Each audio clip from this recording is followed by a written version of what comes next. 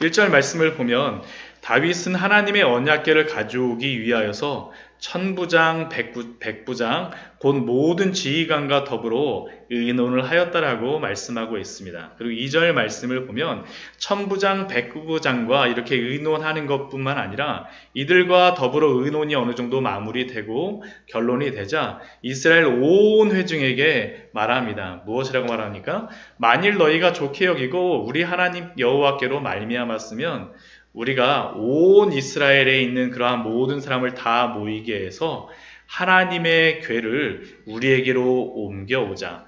하나님의 궤를 예루살렘으로 가져오자라고 다윗이 지금 제안을 한 겁니다. 그리고 그렇게 이야기하면서 또 했던 이야기가 무엇입니까? 3절 말씀을 보면 사울 때에는 우리가 궤 앞에서 묻지 아니하였느니라. 다윗이 이렇게 천부장과 백부장 모든 지휘관들에게 의견을 묻고 또한 온 이스라엘에게 이렇게 의견을 물어서 그들이 모두 다 이것을 굉장히 좋게 여겼고 4절 말씀을 보아서 그래서 어떻게 합니까? 그 이스라엘 온 회중이 그대로 행하겠더라 하니라 라고 말씀을 하고 있습니다. 다윗의 이 시대 속에 다른 세상의 왕들과는 다르게 다윗은 굉장히 민주적이며 온 국민의 마음을 확인하고 정말로 행하였던 그러한 다윗의 모습을 통해서 모범적인 지도자의 그러한 모습을 볼 수가 있습니다. 더군다나 그렇게 행하고자 하는 그러한 이유가 하나님의 언약궤를 옮겨와서 그 말씀을 듣기 위해서라고 하는데 어떤 이스라엘 백성이 이것을 반대하고 싫어하겠습니까? 그런데 이 말씀을 보게 되면 참 아이러니하게도 이 언약궤를 옮기자고 천부장과 백부장 그리고 모든 지휘관들과 더불어 의논하고 온 이스라엘에게 질문을 하였는데 정작 하나님께는 묻지 않습니다. 당연히 여호와의 언약궤를 메어온다라고 하면 제사장에게도 묻고 선지자들에게도 물어야 되는데 그 말씀은 여기에 빠져 있습니다. 그러자 그 결과가 어떻게 되어집니까? 바로 다윗의 그러한 실패의 그러한 부분들이 뒤에서 나오게 되죠. 5절 말씀을 보면 다윗이 애굽의 시올 시내에서부터 하맛 어기까지 모든 이스라엘, 온 이스라엘을 불러 모았다고 합니다. 온 이스라엘이 여기서도 계속 반복이 되어지고 있죠. 이 시올 시내는 애굽의 나일강이라고 이렇게 이야기하는 사람도 있고요. 근데 그거보다는 이것을 애굽 시내라고 보통 생각을 합니다. 그래서 이 성경에서 민수기 말씀에 보게 되면 공식적으로 하나님께서 민수기 34장에서 이스라엘 백성에게 주신 땅의 경계가 어디냐 하면 애굽 시내에서부터 그것이 남쪽 경계이고 가장 북쪽 경계가 어디냐 하면 이 하마더기입니다. 하마더기. 시리아의 오론테스강 부근에 있는 그러한 곳까지가 이스라엘에게 주신 땅이라고 하는데 다윗은 이 여기에 살고 있는 모든 온 이스라엘 사람들 다 불러와서 기럇 여아림에서부터 하나님의 궤를 옮겨오고자 합니다. 그래서 6절 말씀 보면 다윗이 온 이스라엘을 거느리고 기럇 여아림에 올라갑니다. 사무엘상 4장에서 7장 말씀을 보면 이 기럇 여아림에 원래 그 궤가 있지 않았었는데 여기에 왜 궤가 가게 되어졌는지에 대해서 우리에게 알려줍니다. 엘리 제사장 시절 블레셋과의 전쟁 이후에 언약궤를 빼앗기고 나서 블레셋이 돌려주었을 때 그때 이 궤가 어디로다 갔냐면 이 기럇 여아림에 머물게 되어지는 그러한 말씀이 사무엘상 4장에서 7장 말씀에 나오는데 그 기럇 여아림에 다윗이 가서 이 궤를 올려오고자 하는 겁니다. 근데 그 궤는 어떠한 궤입니까? 6절 말씀 보면 여호와 하나님의 궤를 메우려고 하니 이는 여호와께서 두 그룹 사이에 계심으로 그러한 이름으로 일컬음을 받았더라. 이 언약궤가 두 그룹 사이에 계시는 그러한 언약궤라고 이야기를 하고 있죠. 그 안에는 모세가 하나님께 받은 십계명의 두 돌판과 아론의 쌍난 지팡이 또한 만나의 항아리가 담겨져 있더라고 히브리서 말씀에는 우리에게 이렇게 알려주고 있는데 그렇게 이 언약궤는 어떤 특징이 있습니까? 여호와께서 두 그룹 사이에 계심으로 여호와 하나님의 임재가 그곳에 있는 것입니다. 그냥 단순히 언약궤가 아니라 여호와 하나님의 임재가 바로 이 언약궤와 동일시되었습니다. 그리고 이것은 하나님의 거룩이 그 안에 함께하고 있다는 것을 우리에게 알려줍니다. 하나님의 임재와 거룩이 그곳에 있는 그 언약궤를 다윗과 이스라엘 백성들은 어떻게 옮겨옵니까? 7절 말씀을 보면 하나님의 궤를 새 수레에 싣고 아비나답의 집에서 나옵니다. 그리고 그 궤를 인도하는 그러한 사람이 누구입니까? 그 궤를 끌고 가는 사람이 누구입니까? 아비나답의 아들인 우사와 아히오입니다. 그리고 8절 말씀을 보면 이렇게 그 새 수레에 싣고 우사와 아히오가 수레를 몰고 오자 다윗과 이스라엘의 온 무리는 하나님 앞에서 힘을 다하여서 뛰놀며 노래하며 수금과 비파와 소금과 재금과 나팔로 연주하였다라고 합니다. 굉장히 흥겨웠겠죠. 막 진짜 온갖 악기와 함께 기뻐서 다윗과 온 이스라엘 무리가 함께하고 있는 이 모습. 그런데 이렇게 모두 함께하고 아무런 문제 없이 순적하게 이 새 수레 위에 언약궤가 옮겨져서 가는 것 같았었는데 9절 말씀을 보면 갑자기 기돈의 타작마당에 이르렀을 때에 사무엘하에서는 나곤의 타작마당이라는데 기돈의 타작마당에 이르렀을 때에 어떠한 일이 벌어집니까? 소들이 뛰므로 갑자기 왜 소가 뛰었는지 모르겠습니다. 갑자기 소가 뛰므로 우사가 손을 펴서 그 궤를 붙잡았다라고 우리에게 알려주고 있습니다. 근데 그 우사가 손을 펴서 그 궤를 붙잡았을 때 어떤 일이 벌어집니까?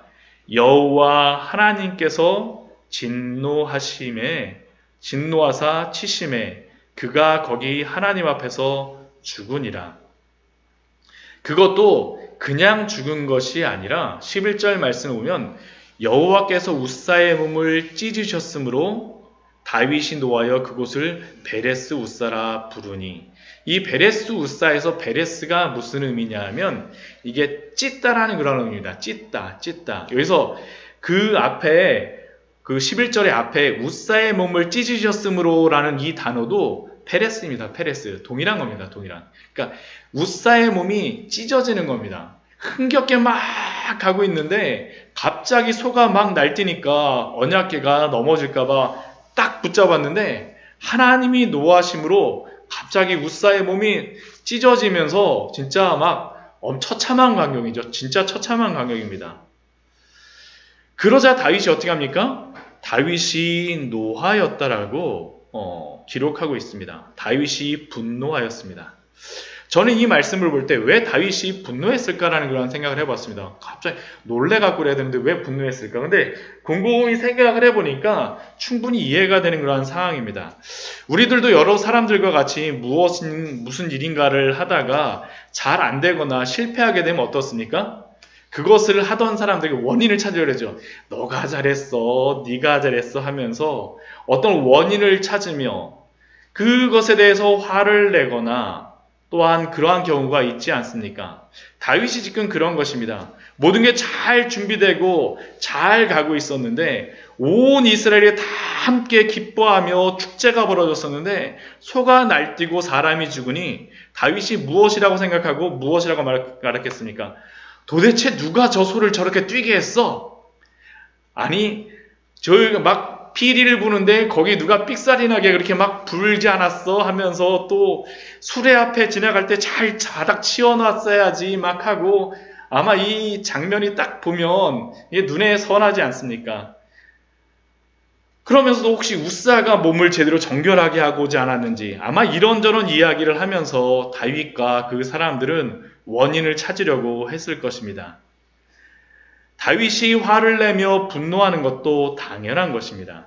그런데 12절 말씀을 보면 그 분노하였던 다윗이 갑자기 태도가 돌변되어집니다. 그날에 다윗이 하나님을 두려워하여 이르되 내가 어떻게 하나님의 궤를 내 곳으로 오게 하리요. 왜 다윗이 이러한 말을 하겠습니까? 다윗이 이렇게 원인을 찾고 주변에 여러 사람들을 닥달을 해보았는데 아무 문제가 없었던 겁니다. 그런데 그 원인을 찾고 보니 사실은 그것이 다윗의 문제였다라는 것입니다.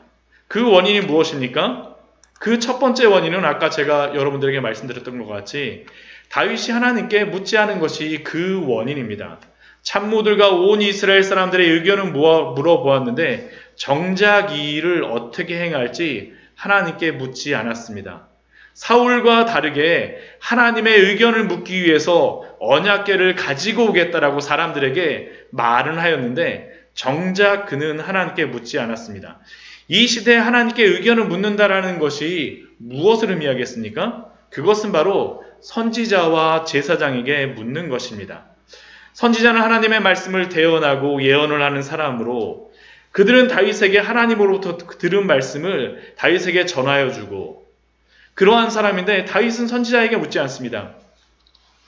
저희가 이 선지자에게 묻지 않는 것을 굉장히 중요하게 생각해야 되는 게 왜 그러냐 하면 이스라엘에서 왕정을 세운 후로 하나님 대신 왕이 이스라엘 백성을 다스리게 되어집니다. 그런데 이스라엘은 어떤 나라입니까? 하나님이 다스리는 나라죠. 하나님이 다스리는 나라. 그러면 왕이 이스라엘을 다스리게 되면 한 가지 의문이 듭니다. 왕은 어떻게 하나님이 다스리는가라는 그러한 문제가 있습니다. 그것을 어떻게 다스렸냐 하면 선지자들을 통하여서 하나님께서 왕을 다스리는 겁니다. 항상 훌륭한 왕들 옆에는 그래서 항상 훌륭한 선지자가 있었습니다. 선지자의 말을 들을 때, 겸손히 선지자의 말을 청종할 때 그 왕은 선한 왕이요 하나님의 말씀을 듣는 왕이었습니다. 다윗에게도 그러한 훌륭한 선지자들이 있었죠. 갓 선지자와 같이 또한 나단 선지자와 같이 그러한 훌륭한 선지자가 있었음에도 불구하고 다윗은 그 선지자들에게 묻지 않았습니다. 둘째로 그는 제사장들에게도 물을 수 있었습니다.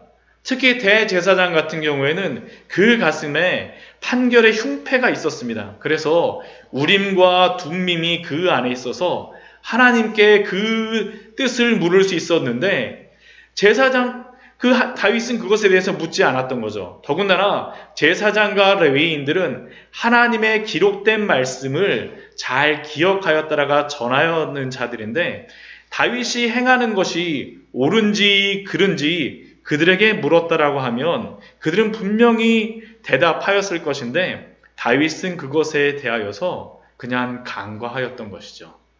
어찌 보면 다윗은 여호와의 언약궤를 옮기는 것이 옳다라는 그 당위성, 당연히 옳다라는 그것을 가지고 일반적으로 그리고 온 백성들도 옳다라고 생각하였기 때문에 그 주변의 사람들의 그러한 마음과 또한 자신의 그러한 선한 마음을 가지고 그 일을 실행했던 것입니다. 그러니 그 결과에 따라서 발생한 것이 무엇입니까? 이러한 일이 발생하는 거죠. 이러한 일. 또 그들이 잘못한 것이 또 하나가 있었습니다. 그것이 무엇입니까? 다윗이 이 하나님의 그 뜻을 묻지 않고 선지자와 그 사람들에게 묻지 않았었지만 다윗이 이렇게 행할 수 있었던 또 다른 이유는 무엇이냐면 기존의 관습에서 이렇게 행하였던 그러한 전례가 있었기 때문입니다. 사실 오늘 말씀을 보면 이 다윗과 그 주변의 사람들이 보기에는 아무런 문제가 없는 것입니다. 왜냐하면 그들은 성심을 다해서 충성스럽게 이 일을 진행하였었고 이들은 그 하나님의 언약궤를 옮기기 위해서 새 수레를 준비하였고 또한 그 수레를 끄는 사람은 20년 동안 그 언약궤가 머물렀던 집안의 사람인 아비나답의 두 아들 우사와 아이오가 그 수레를 끌었기 때문입니다. 그리고 더군다나 이 일은 예전 블레셋 사람들도 동일하게 행하였던 일이었습니다. 블레셋 사람들이 이전에 이 언약궤를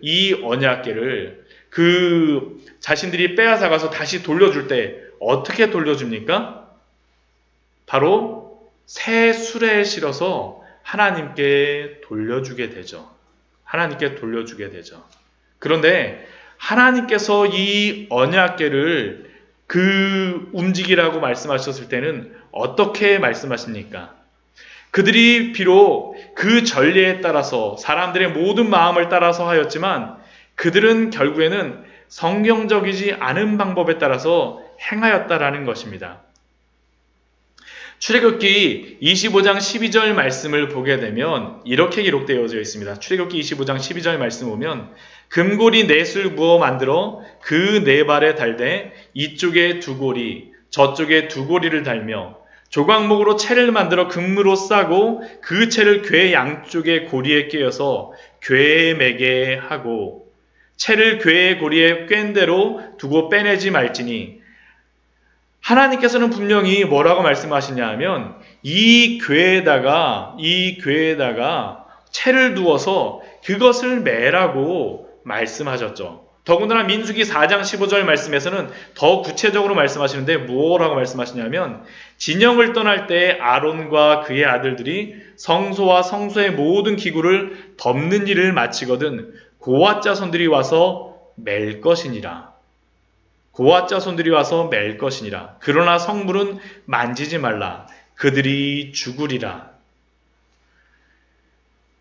하나님께서는 여호와의 언약궤를 수레로 끄는 것이 아니라 어깨로 매야 하고 또한 그것은 고앗 자손 레위인들이 그 수레를 담당하라고 말씀하시는데 다윗은 그것을 임의로 옮기다가 이러한 문제가 일어난 것입니다. 그래서 다윗의 그러한 고백이 무엇입니까?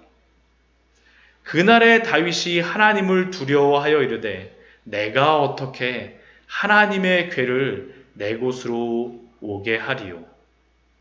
자신의 잘못을 보게 되었습니다.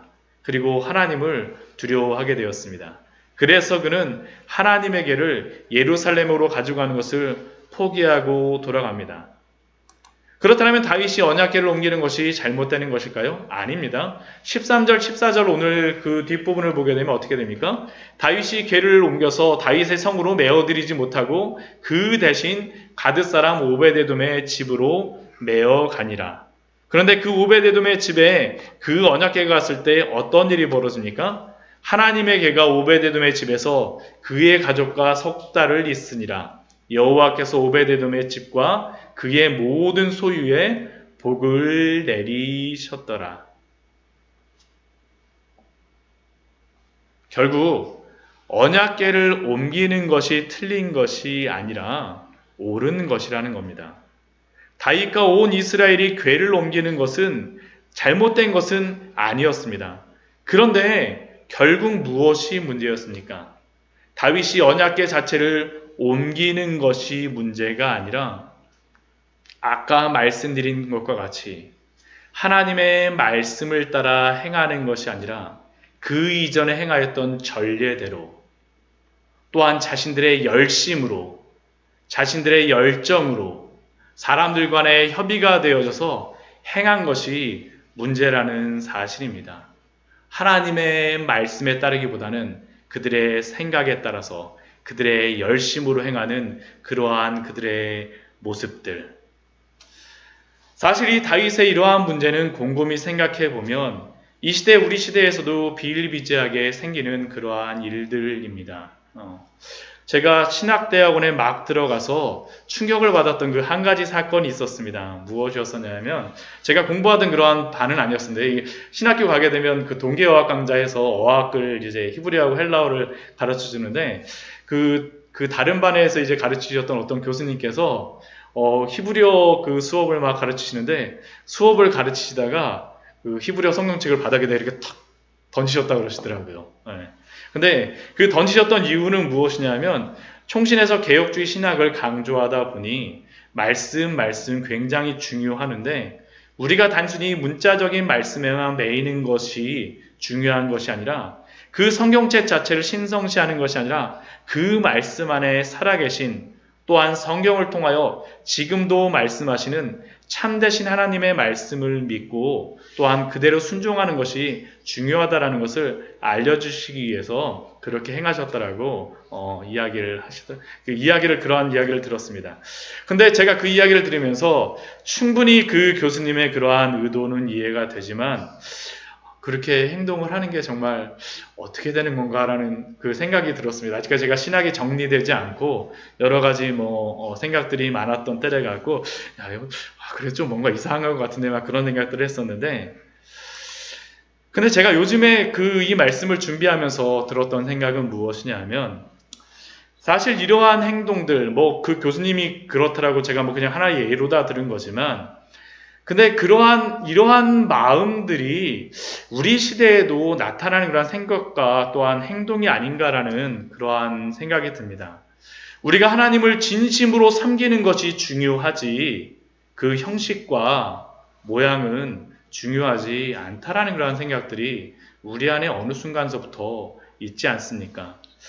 그러면서 하나님께 진실하게 예배하는 것이 중요하지, 교회에 가서 예배 드리는 것이 뭐가 중요해 하면서, 요즘 그 한때에는 무교회주의 그러한 신학들이 막 생겨났고, 요즘에는 어떠한 일들이 많습니까? 교회에 출석하지 않고 인터넷을 통하여서 말씀을 듣고, 그냥 인터넷에 그 홈페이지에 올라와 있는 그러한 교회 계좌번호를 보고 헌금을 이체로 다 하는 그러한 모습들. 그러나 문제는 이렇게 형식을 불필요한 것이라고 여기고, 또한 신앙생활을 하다 보니 신앙에 깊이가 있는 분들은 정말 괜찮지만, 문제는 연약한 자들에게는 그 내용을 담을 그릇마저 사라져버리는 것이 아닌가라는 그러한 생각을 해보게 되어집니다. 결국 하나님에 대한 거룩하심마저 침범하는 그러한 일들이 이 시대, 이 교회 속에서 생겨나고 있는 것이 아닌가라는 그러한 생각들을 문득문득 저 자신을 해봅니다. 어찌 보면 다윗의 마음도 이러한 마음이 아니었을까 생각을 해봅니다. 하나님의 언약궤를 모두 함께 기뻐하며 가지고 오면 되지, 수레로 가지고 오건 무엇으로 가지고 오건 그렇게 중요한 것은 아니야. 이전에도 그렇게 했었는데. 그런데 문제는 무엇입니까? 하나님은 거룩하신 하나님이시라는 거죠. 하나님은 결코 우리가 진실한 마음으로 행한다라고 하여서, 우리가 사랑을 드린다라고 하여서, 우리가 헌신을 드린다라고 하여서 그 거룩을 포기하시는 분이 아닙니다.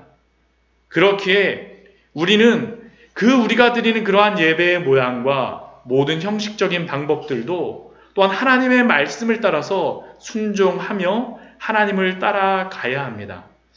예수님께서 바리새인들의 그 형식적인 신앙생활들을 책망하셨지만, 그러나 그들이 행하는 그 삶의 태도까지 예수님께서 그 책망하신 것은 아니지 않습니까? 마태복음 23장 3절 말씀을 보면 그들이 말로 이야기했던 예수님께서 이렇게 말씀하시죠. 그러므로 무엇이든지 그들이 말하는 말은 행하고 지키되 그들이 하는 행위는 본받지 말라. 그들은 말만 하고 행하지 아니하며. 그들의 편한 것에 따라서 행하는 그러한 모습을 본받지 말라라고 예수님이 말씀하시는 거죠. 그러나 그들이 성경에서 말씀하는 그러한 하나님의 말씀은 지키라고 예수님이 분명히 우리에게 말씀하여 주고 있으시지 않으십니까? 그렇기에 우리는 하나님을 향한 참된 신앙과 함께 거룩한 삶의 순종도 우리의 삶 속에서 나타나야 합니다. 그리고 이러한 거룩한 순종은 참된 믿음으로부터 나오는 하나님을 사랑하는 마음을 담은 그러한 자원하는 순종입니다. 참된 신앙만 추구한다라고 하면서 거룩한 삶을 양보하는 것도, 바리새인과 같이 참된 신앙이 없는 거룩만을 추구하는 것도 하나님 앞에서는 어긋난 신앙의 길임을 우리는 기억해야 될 것 같습니다. 하나님 앞에서 참된 신앙의 균형을 이루며 하나님을 바르게 섬기는 귀한 우리의 삶이 되어지기를 바라고 또한 기도합니다. 하나님의 그 거룩하심 가운데 하나님의 말씀을 따라서 순종함으로 하나님을 기뻐하시게 하는 귀한 성도님들 되시기를 축원합니다. 같이 기도하도록 하겠습니다.